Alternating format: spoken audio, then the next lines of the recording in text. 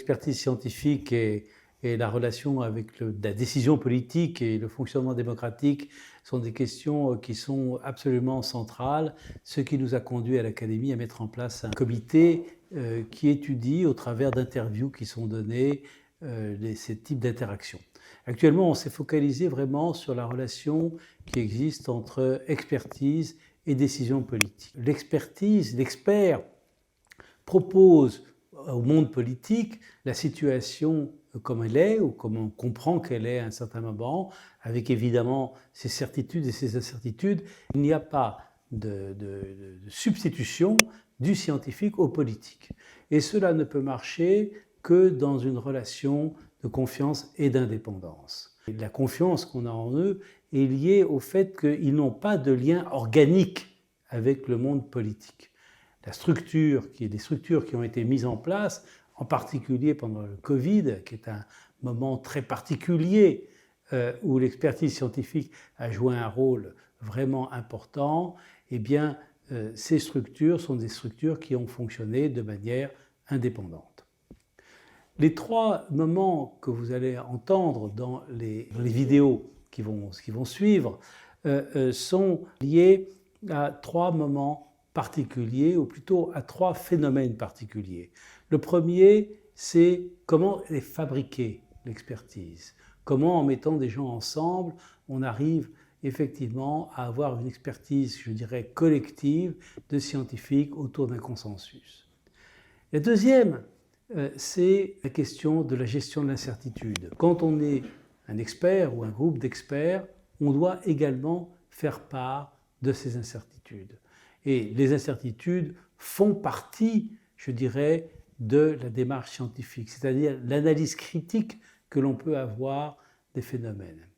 Et puis, il y a un troisième événement qui est évidemment, je dirais, la situation du public qui est en attente. Le public est en attente, bien entendu, d'une décision qui va être prise au niveau politique, mais qui doit être éclairée par l'expertise scientifique. Et donc c'est autour de cette problématique, qui est une problématique centrale du débat démocratique aujourd'hui dans un monde moderne, très technique, qui nous a conduit effectivement à mettre en place un groupe de travail de gens qui étudient spécifiquement ces questions. Vous allez vivre presque en direct, je dirais, au travers de ces vidéos, comment se construit le débat scientifique, comment se construit l'expertise scientifique, comment s'établit la relation avec le monde politique, avec d'une part Jean-François Delfraissy et d'autre part Alain Fischer, qui vont dialoguer devant vous autour de ces problématiques. Jean-François Delfraissy, je suis médecin, je préside actuellement le comité consultatif national d'éthique. Bon, j'ai été impliqué dans différentes grandes crises sanitaires. La plus grande à mes yeux reste le VIH-Sida, il y a maintenant de nombreuses années. Et puis ensuite, je me suis occupé d'Ebola, en particulier en Guinée, et puis ensuite du Covid. Alors comment je suis arrivé à être nommé au niveau du conseil scientifique Covid? J'étais complètement sorti du champ, hein, j'étais dans le champ de l'éthique. Mais il y a eu une seule réunion avec une présence physique à l'OMS à Genève qui a eu lieu vers la mi-février 2020, qui réunissait un ensemble de scientifiques. Et moi j'y étais à titre des enjeux éthiques qui pourraient se poser lors d'une crise pandémique. Et ce qui m'a frappé surtout, c'était on avait les Chinois qui étaient en vidéo, et ils ne répondaient pas à des questions extrêmement simples pour un médecin de type l'âge des patients qui étaient en réanimation, les questions de comment vous les traitez.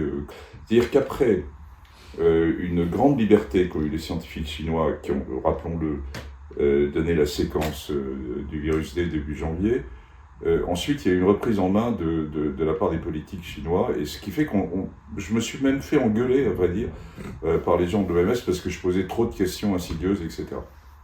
Donc je suis rentré de là, sans trop me presser. J'ai fini mes vacances avec les petits-enfants, et néanmoins je suis rentré, et là je suis parti à Londres, à la London School, parce que j'avais entendu dire qu'il y avait un certain nombre de modélisateurs qui étaient déjà sur le sujet. Ils m'ont beaucoup inquiété. Je suis rentré à Paris, j'ai vu les modélisateurs de Pasteur, et là j'ai envoyé un mot, c'est-à-dire en tant que président du comité national d'éthique, en disant, écoutez, je crois qu'on est en train de se tromper, et qu'on est devant quelque chose de très lourd. Et puis, j'ai envoyé ce mot donc au conseiller santé à l'Élysée, puis j'ai eu ensuite une réponse, et après tout s'est très vite enchaîné. On a eu une réunion des scientifiques globaux à l'Élysée début mars, sur lequel il y avait tout le monde, y compris d'ailleurs Didier Raoult. Et puis, à la suite de cette réunion, on m'a demandé de faire un bout de synthèse devant les journalistes. Et là, je savais que j'étais évidemment, j'ai mis la main dans le cambouis. On m'a demandé de présider le conseil scientifique.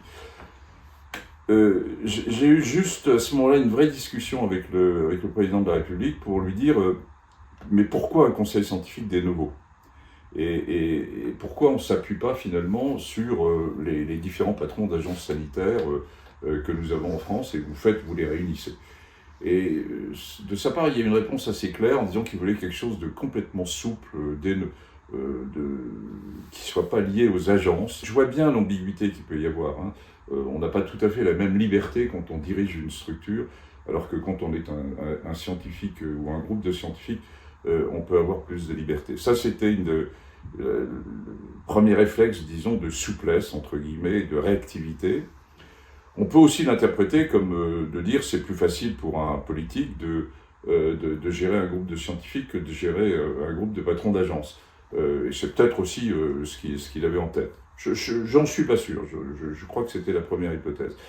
Et le deuxième point, je lui ai posé la question en disant mais est-ce que finalement vous allez vous appuyer sur les scientifiques ou pas? Et je vous rappelle qu'on était dans un degré d'incertitude totale. On est là début mars, il y a pile 6 ans, où il y a des tas de choses qu'on ne connaît pas, y compris des choses qui nous paraissent d'une banalité maintenant, sur le mode de transmission par exemple. Et il me répond oui, et on va essayer de protéger les plus faibles. Et évidemment, en tant que président du comité éthique, je ne pouvais qu'être d'accord. Donc j'ai mis les mains dans le cambouis. Et ensuite, la nomination du conseil scientifique Covid s'est faite en 3 jours, en 4 jours. J'ai proposé la moitié des membres, et les autres membres ont été nommés par le ministre de la Santé. Et on s'est réunis 2 fois, physiquement, et puis ensuite on s'est vu que par Zoom. J'ai tenu, moi, d'emblée, et ça a été beaucoup discuté par la communauté scientifique, mais qui avait tort, là, en l'occurrence, j'ai souhaité d'emblée que ça soit multidisciplinaire. C'est-à-dire que la science, elle n'est pas seulement, elle est fondamentalement sur la science fondamentale, ou de la science de recherche clinique, mais elle est aussi en sciences humaines et sociales. On sait qu'une crise sanitaire, c'est au début quelque chose de médical, et ensuite ça devient très vite politique, et ensuite ça devient encore plus sociétal. Et enfin, pour terminer cette première partie, mon souvenir le plus marquant, c'est la réunion à l'Élysée, un jeudi matin, juste avant les décisions de confinement, où on se retrouve avec, en particulier Arnaud Fontanet de Pasteur, une série de membres du conseil scientifique, mais certains de province n'étaient même pas venus, ils n'avaient pas eu le temps, tout ça s'est fait très très vite. Et on se retrouve face au président de la République, au Premier ministre, au ministre de la Santé, à tous évidemment les directeurs généraux de la DGS, etc.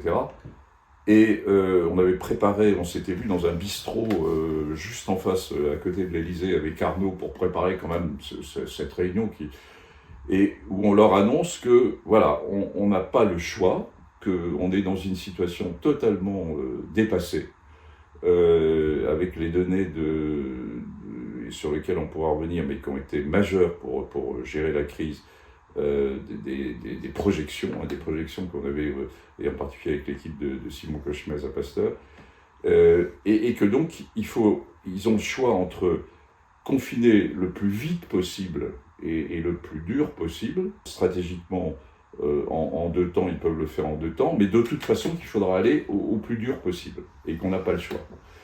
Et là, je me pose encore la question de qu'est-ce qu'ils attendaient, qu'est-ce qu'ils savaient ou pas. Mon impression, je pense que le président de la République était parfaitement conscient de ça, mais que c'était une telle décision de confiner un pays qu'il avait besoin de l'entendre de la part de gens totalement dépendants comme nous, mais que par contre le reste de la classe, la majorité d'entre eux ne s'attendaient pas à ce qu'on leur propose une situation de ce type. Alors, c'était plus facile pour nous parce qu'on n'était pas les seuls. Les autres grandes démocraties européennes étaient en train sur le même chemin, avec des quelques jours d'intervalle, mais on était dans le même chemin. Mais enfin, c'est peut-être le moment de la crise, enfin un des moments de la crise que je retiens, c'est-à-dire qu'est-ce qu'ils savaient en face et comment on les a aidés, et comment on l'a aidé en particulier, à prendre cette décision extrêmement difficile, qu'il a d'ailleurs prise en 2 temps, alors qu'on lui avait plutôt conseillé de la prendre en un seul temps.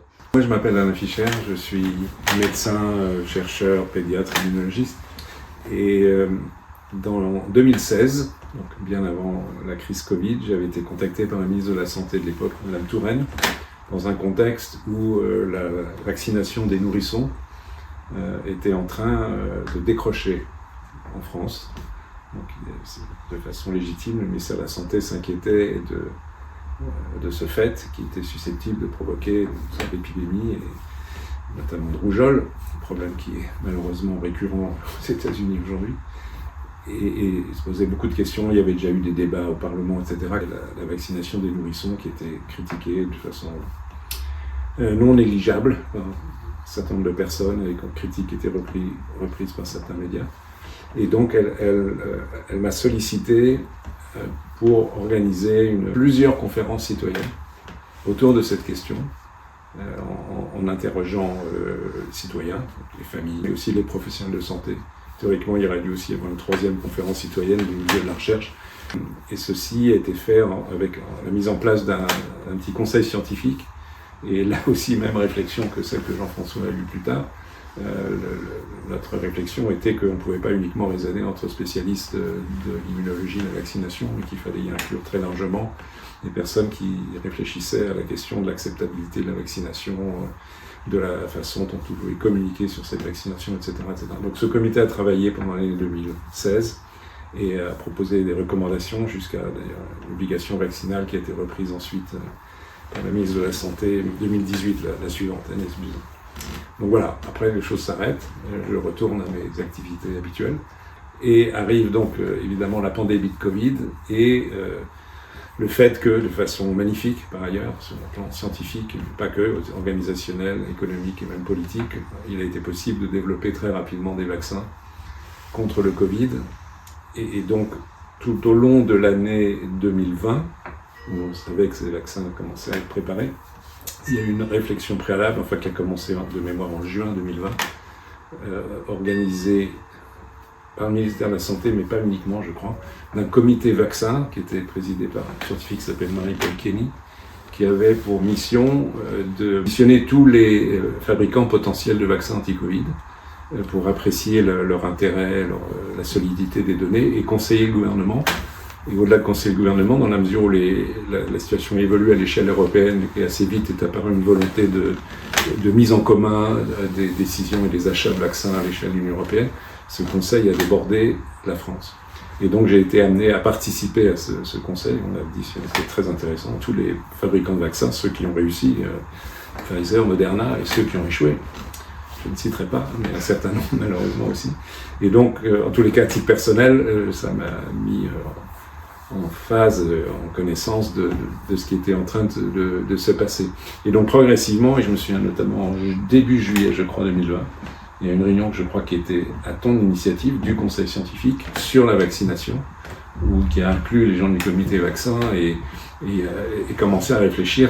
Et donc il fallait faire des propositions autour de comment on allait utiliser ces vaccins, qui les recevrait, qui les administrait, sachant qu'on était devant une volonté a priori de vaccination massive en posant toutes sortes de questions. Voilà, ça c'est l'été 2020. La Haute Autorité de Santé, de son côté, dans le second semestre 2020, a également réfléchi à ces questions. Et le gouvernement, tout début décembre, au moment où les premières annonces des essais cliniques montrant que les vaccins, notamment ARN messager, s'avéraient extraordinairement efficaces, plus au-delà des attentes, c'était d'excellentes nouvelles. On se situe en novembre 2020 à ce moment-là. Le gouvernement, spécifiquement le président de la République, le Premier ministre, je pense, ont une volonté que, de la même façon que globalement sur le Covid, un conseil scientifique fasse des propositions et aussi communique de façon indépendante du pouvoir politique. Je pense qu'on sera amené à revenir sur ce point. J'imagine, ça Jean-François le dira, que cette mission, elle a été discutée avec le conseil scientifique et éventuellement le conseil scientifique aurait pu l'endosser, mais que le conseil scientifique a dit ça suffit, on travaille trop. Donc peut-être créer, mais tu réagiras, créer un groupe indépendant, quitte à ce que ce groupe travaille de façon très proche avec le conseil scientifique. Donc j'ai été sollicité un directeur de cabinet du Premier ministre, c'est lui qui m'a appelé le premier, et que j'ai vu le lendemain matin. Et puis le soir, je me suis retrouvé devant les caméras, en leur expliquer comment je voyais les choses avec ces vaccins qui arrivaient, mais sur lesquels, on avait des résultats d'études cliniques encore publiés, c'était que les annonces des industriels, donc il fallait être un tout petit peu prudent. Et donc, ainsi s'est créé ce conseil d'orientation de la stratégie vaccinale avec la double mission donc de conseiller le gouvernement sur la stratégie vaccinale, encore une fois, qui vacciner, comment, etc. Et aussi de communiquer. Je pense que de la part du gouvernement, la seconde mission, le second objectif était plus important que le premier, même s'il y avait aussi... Ils attendaient, ils avaient un peu peur et que la communication sur la vaccination n'allait pas être complètement simple, compte tenu des antécédents et de ce que l'on sait sur la perception de la vaccination en général dans la population. Et qu'une parole, entre guillemets, indépendante et experte, en principe, pourrait avoir un certain poids, mais aussi de profiter de cela pour apporter des avis et des conseils. Le conseil scientifique concernant la vaccination s'est établi de façon pluridisciplinaire. C'était une évidence, mais il fallait le faire. Là, il n'y a pas eu aucune résistance de quiconque. Et donc, il siégeait des médecins, des virologues, des immunologistes, évidemment spécialistes de la vaccination, des gens qui avaient l'expérience d'essais cliniques ou de pratique de la vaccination, mais aussi sociologues, politistes, médecins de terrain, infirmiers, enfin, des gens vraiment de tous les horizons qui couvraient cette question. Et donc, on s'est mis au travail fin décembre, début janvier, juste au moment où la campagne de vaccination a débuté. Voilà.